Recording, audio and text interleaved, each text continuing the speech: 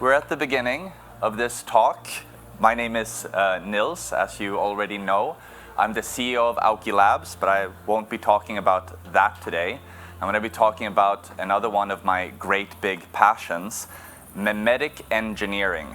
Meme theory, for those of you that don't know, is the idea that natural selection acts upon human culture and behavior, and that we can mindfully use memetic thought to construct better behaviors. And the title of this talk is Language, Shared AR, and the Shamanic Impulse. I will be going over the history of human communication and how it has impacted human consciousness, but I won't be giving this talk alone. I will be aided by the artificial intelligence Midjourney, who has illustrated all of the slides for this presentation. In fact, this one here is a beautiful picture of the universe to set the tone for the Augmented World Expo as manifested by Midjourney. If you're curious about the prompts, up in the top left corner, there will always be at least a partial prompt that we used to illustrate this. And this is Midjourney's self-portrait. I asked Midjourney to render an artificial intelligence introducing itself as a cyberdelic shaman to the audience. And this is what it came up with. You can see it kind of emerging out of the information background. I call it a cyberdelic shaman. Why would I do that? Why would I call it a shaman?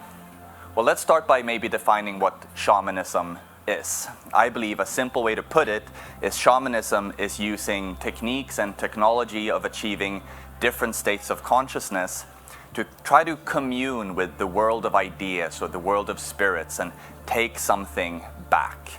And with that in mind, I think that Midjourney does something truly shamanic.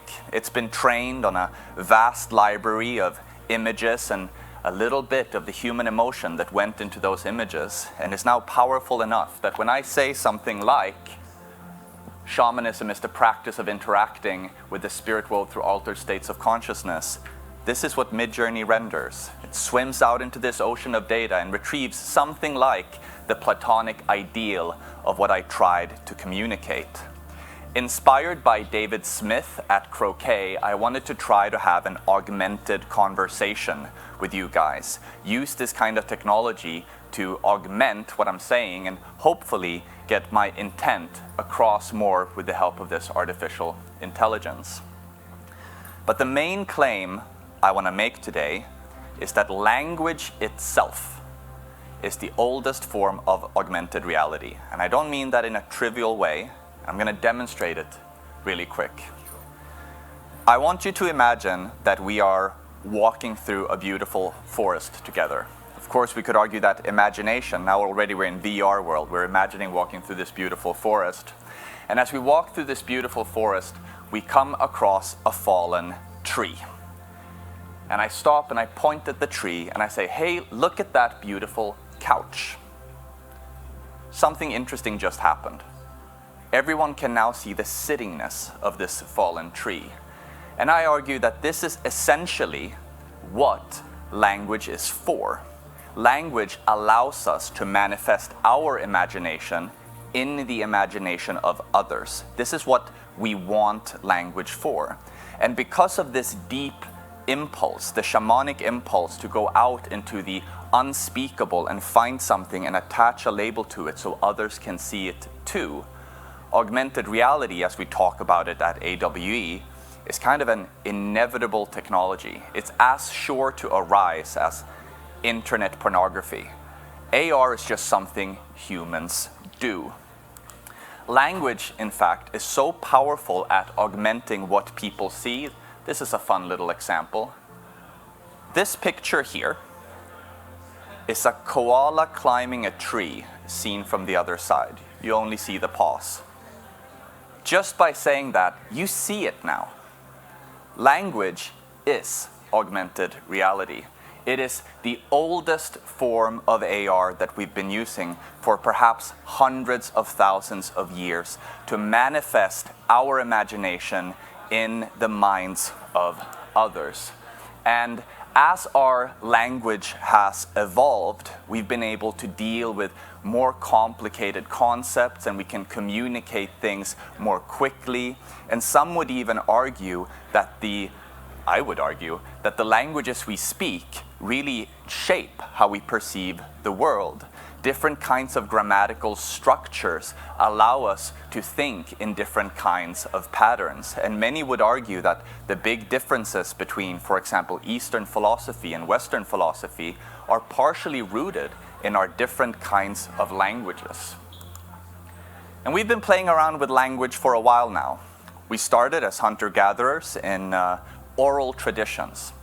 And oral traditions are a very different consciousness from the consciousness that we are in now. Because in an oral tradition, all information that you want to stay in the tribe has to continuously be spoken. It has to continuously be spoken. If I know how to make a spear and I die, and I was the only one who knew how to make spears, spear making is lost. It's not enough even for me to teach you how to make a spear, because if both of us die, again, we're shit out of luck. Maybe the most sacred realization, conscious or subconscious, that humanity ever had is that we have to teach people to teach people. And this is the start of the oral tradition. Once we start teaching people to teach other people, civilization starts springing up and information starts accumulating. And we were so good at this that civilizations without writing managed to build these amazing calendars, at least we believe they were calendars, that show the length of a year. And if you've never stopped to think about this, let's take 10 seconds to think about that now. How the fuck do you measure the length of a year in an oral tradition? How much human coordination goes into running an experiment for 365 days? I wouldn't know how to solve the problem. These oral traditions were amazing, but they were overturned by the rise of writing. Writing made us a completely new human species. If you've ever read a book, or read anything really, you've noticed that reading is an interface straight to the brain. And writing allowed us to accumulate knowledge in a way that would have been unimaginable for oral traditions. Memes could suddenly be persisted and retrieved at a later date, which is incredibly fascinating and gives rise to really a new kind of human being. A human being that can retrieve information from persisted stores of memes later. And this must have been a truly radical shift in human consciousness. Being someone that can read is very different from being someone that cannot read. And the idea that information does not have to be continuously spoken to be kept alive makes us view each other in completely different ways as well.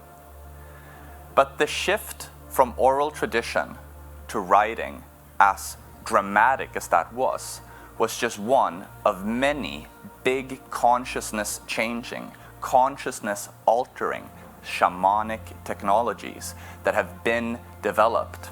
In fact, I want to claim that several big changes to human consciousness have happened just in the last few decades. I was born when I was very young, in 1986, at the tail end of what we could call the telephone era. And what was so special about the telephone, I don't need to tell you that, like, well, it allows us to communicate at a distance. That's cool and all, but we could communicate at a distance before with letters. What was different about the telephone was the real-time nature of it. And for the first time in the history of humanity, and maybe in the history of the universe itself, it was possible to feel togetherness with someone at a distance. That had never, ever been possible before. And this made us consciously and subconsciously rethink what togetherness is. Naively, perhaps, we would say that togetherness is a function of proximity. But if we think about it for a little bit, we realize that that can't be the case, because we've all felt alone in a crowd, or felt alone in a high school classroom, or felt alone in a particularly bad argument with a spouse even. Some people may even be sitting in this audience alone right now.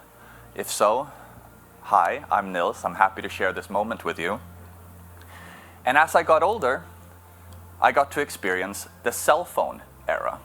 And the cell phone era brought about another really big change in human thought and consciousness. Because in the cell phone era, we got untethered from the wall, and the conversations we were having, the spaces we created, like turtles, we could bring them with us out in the world. All of a sudden, our spaces were really best thought of as being in our minds, and we take them wherever we go. You could argue that in the cell phone era, loneliness was more a function of social status than of proximity to anyone. But even this was not the most radical change to our consciousness over the last few decades. With the rise of chat rooms, the wildest change, in my opinion, to human communication happened. Because in the chat room era, all of a sudden, we were able to have multiple conversations at once. Crazy. I literally just got goosebumps saying that. I remember being 14 years old, spending all of my time online, and I mean all of my time online. Honestly, my English is better than my native Swedish because I grew up online. I was terminally online, as they say today. And when I would have to come back into meat space to eat with my mother, I would bring my laptop, and she would be like, "Don't you want to be social?" It's like, "Mom, I'm more social than you could possibly imagine." Because in the chat room era, we can have multiple conversations at the same time. We can inhabit multiple moments at the same time. And comparing this to the hunter-gatherers of the oral tradition, we must concede this is a radically different kind of human being. And at this age, around 14, I read Neil Stephenson's Snow Crash, where he coined the term metaverse. And I remember thinking, almost 20 years ago, how fortunate I was to live at the ground floor of the metaverse. The metaverse being this digital space where you can inhabit new modes of consciousness. Because online, I could just be my username. It didn't matter how old I was, what ethnicity I was, what gender I was. I could construct an identity for myself completely from scratch and be allowed to inhabit the consciousness that came with that identity and interact with other people that were just like that. And I remembered thinking at the time, this must be what the metaverse is about. The metaverse, if anything, is a state of mind rather than any particular kind of technology. But I want to make a little bit of a controversial claim now. The metaverse died around 15 years ago. It has surely been dead for over a decade because something happened to the internet that changed how we interact with the internet and with each other. When smartphones came, so did social media and things like Facebook. And a Facebook wall is not a chat room. A Facebook wall is not a chat room. On Facebook walls, we don't communicate in real time anymore. On Instagram, we don't share moments with each other anymore. We're always looking at something that happened in the past to someone else, and you are not there. The internet stopped being a place where people experience togetherness, which is a very different internet from the internet I grew up in.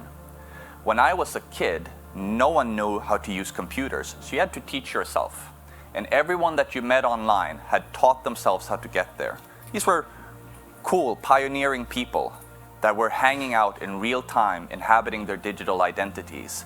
And it's nothing like arguing about politics on Facebook or Twitter. The metaverse died. Now, we spend our time alone on our phones instead of together on the internet. And I don't think that the people that built these solutions realized that they are consciousness-altering technologies.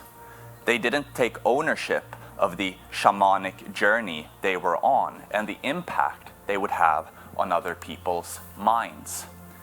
Our collective mental health is suffering now.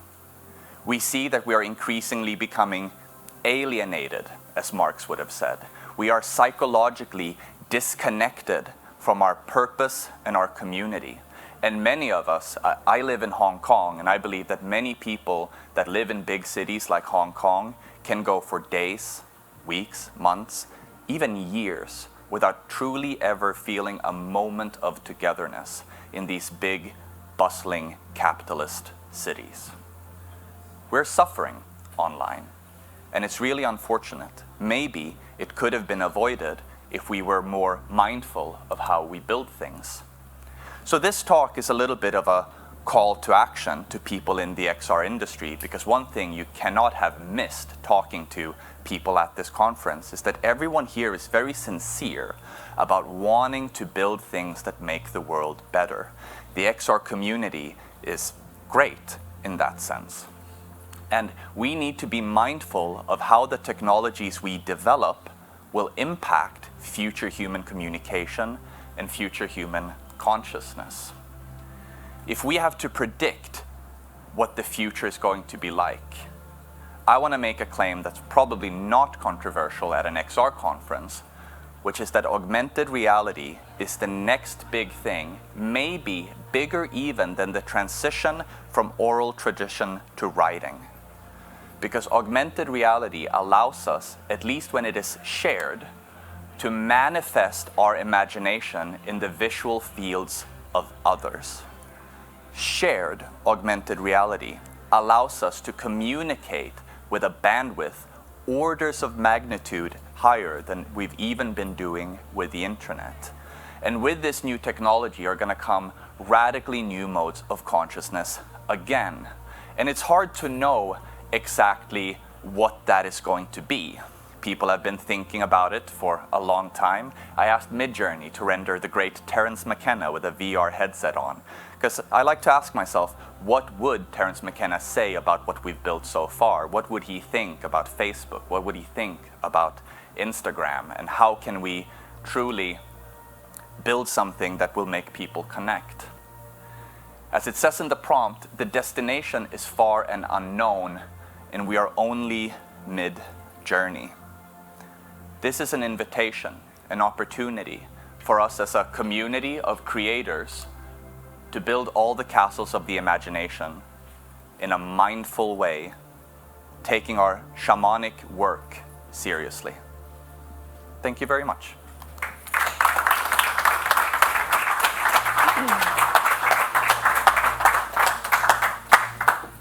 All right, who has questions from Nils?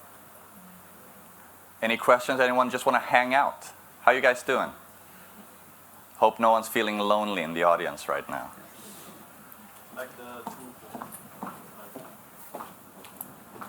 Thanks. I gave a talk myself, really like this as well, so it's really interesting, and used Midjourney slides as well. Nice. And it made me think about, you've had all these personal devices, like phones, like headsets, because it makes more money, right, if everybody has a device. And you also have like a lot of live XR and people who are like, we hate devices, it's all about, I don't know, projections and live experiences and social. So what, you talked about augmented reality being the future, but what do you think? Is it a device? Is it about coming together in real life with tech? Like what do you see it being? What I think is the most transformative opportunity for augmented reality are the kinds of shared experiences that I briefly showed in a little video clip here, where we can see things in the same space and we can inhabit the same physical presence. Because when you can share augmented reality in someone else's visual field, then it becomes a communication tool. I would argue, perhaps a little bit meanly, that if you can't share the AR experience, it isn't an AR experience, because reality is the thing that we inhabit together. So if it's only available on one device, it's not augmented reality.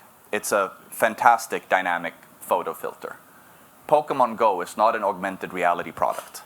Niantic don't make a lot of augmented reality products. Augmented reality must be shared for it to be a communication format. And just like emojis are kind of part of our alphabet now, like they really help us communicate things, and everyone knows what a winky emoji does, I think similar kinds of transformations to our speech will come with augmented reality. We will be able to do the speech equivalent of an emoji and show our emotions, show our intentions, maybe even manifest things like Midjourney live in people's visual fields. And I think this is deeply what people want. I've been arguing a little bit with headset manufacturers to think like, you know, AR will not take off until we have like great 3D graphics and it's realistic. I completely disagree. I think if there was an AR headset on the market today where all it could do is render black and white text labels, but in the same place for everybody, people would use that. They would love to use it. Because what we need AR for is communication, not catching Pokemons. Anyone else? Yeah. Sarah. Let me pass that over. Hi there, thank you. I really enjoyed that. Thank you. Super interesting.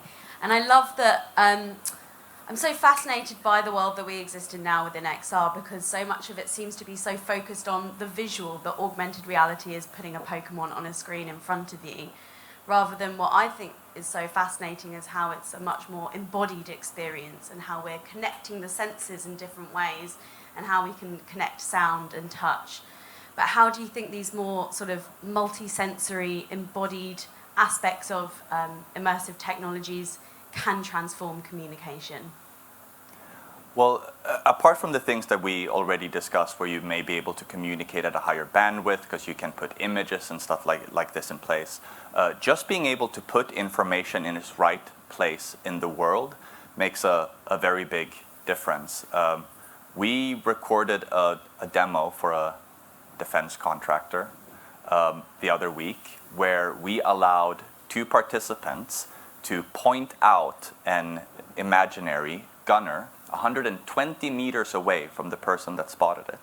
And using augmented reality and the tech that we developed, could place a marker 120 meters away at the specific door, the specific window where this was seen, and to communicate that wordlessly to another person. Putting information in the right place is often what we do. I mean, everyone knows what pointing means. And I had the great fortune around 10, 12 years ago to work on an intracortical neural interface. We put some chips in a poor monkey's brain. But that monkey got to learn how to play a computer game using only its thoughts. It turns out that the primate brain, hopefully ours included, is plastic enough to actually learn how to use an entirely new limb. So when we use a computer, we use our arms, really. It's arms and fingers. But what we wanted to do with this experiment was under the great Dr. Tillery at Arizona State University, is we wanted to see, can they learn how to use a new limb? So how do you do that? Well, you teach a monkey to play a computer game. Turned out to be difficult because they didn't speak English, this particular monkey. But what we did was we created a 3D room where a ball would manifest in the middle. And if the ball collided with the correct corner, then the monkey would be rewarded with juice. And to teach it that these were the rules, we made a video showing this. And every time the ball collided, it was given juice. And then we want to teach it to play. So the next thing we do is we say, okay, monkey, put your hands on these 2 buttons and the video will play. Okay. Now we got that. And another good thing about putting the hands on the buttons is now we're getting a clean signal from the brain. There's not a lot of movement and jitter. Duct tape doesn't quite solve that, because if there's still intent to move, you're still getting a bad signal. And then finally, we introduced errors to the movement of this sphere. And we recorded what it looked like when the monkey thought, no, go over there. Right? So we knew what that signal looked like. And then we mapped that signal to the controls of the computer game. And it turned out that that was enough for the monkey to move the ball around with its thoughts, with no other analog to any other body limb that it had. And I think that this kind of simple spatial manipulation will be possible within 10 to 20 years with an extracortical interface. And then you'll be able to signal to me in shared AR what you're looking at. If my fly is open, you can communicate that on a private channel. These kinds of things, I think, will really help us be closer to each other, but also in a scary way, more separate from each other, because we'll be able to speak in private channels, even when out in the real world. I hope that addresses your question. Thank you. Yeah, fascinating. Thanks. Other questions or thoughts?